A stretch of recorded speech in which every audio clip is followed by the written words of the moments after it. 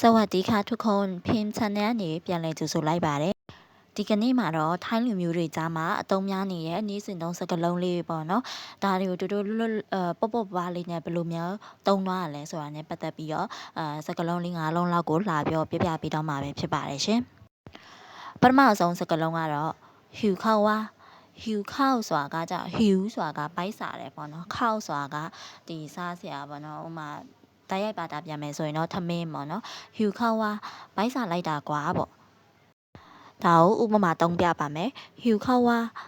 ไปหาอะไรกินกันหน่อยဆိုတာကဘိုက်စားလိုက်တာကွာပေါ့ပြီးလို့ရှိရင်အနောက်ကไปหาอะไรกินกันหน่อยဆိုတာစားစရာတစ်ခုတွားရှာရအောင်နောက်စကားလုံးတစ်ခုကတော့ okay ပါ okay ဆိုတာကအဆင်ပြေလားပေါ့နော် okay ပါအဆင်ပြေလားပေါ့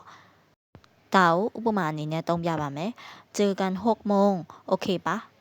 ဆိုတာကเจอกันဆိုတာကတွေးကြမယ်ပေါ့နော်6 โมงဆိုတာက6နာရီကိုပြောတာပေါ့နော်เจอกัน6 โมงဆိုတာက6နာရီလောက်တွေးကြရအောင် okay ပါအဆင်ပြေလားပေါ့ okay လားပေါ့အဲ့လိုမျိုးမေးရပါနောက်ထပ်စကားလုံးလေးတစ်ခုကတော့แป๊บหนึ่งပေါ့နော်แป๊บหนึ่งဆိုတာကခဏလေးပေါ့နော်แป๊บหนึ่งဆိုတာကခဏလေးကိုပြောတာပါဒါကိုဥပမာအနေနဲ့သုံးမယ်ဆိုလို့ရှိရင်ပေါ့နော်รอแป๊บหนึ่งนะဆိုတာက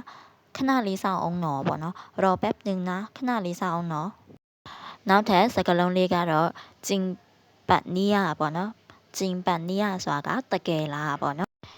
ဒီတစ်ပတ်ရဲ့နောက်ဆုံးစကားလုံးလေးအနေနဲ့ဆိုရင်တော့ตามสบายเลยตามสบายเลยဆိုတာကစိတ်ကြိုက်တာလို့ပေါ့နော်နင်းစိတ်ကြိုက်နေအဲ့လိုမျိုးပြောပါနော်ตามสบายเลยဒါကိုဥပမာအနေနဲ့သုံးမယ်ဆိုရင်อยากนั่งตรงไหนก็ตามสบายเลยอยากนั่งဆိုတာကထိုင်စင်တာကိုပြောပါနော်อยากนั่งตรงไหนก็ตามสบายเลยဆိုတာက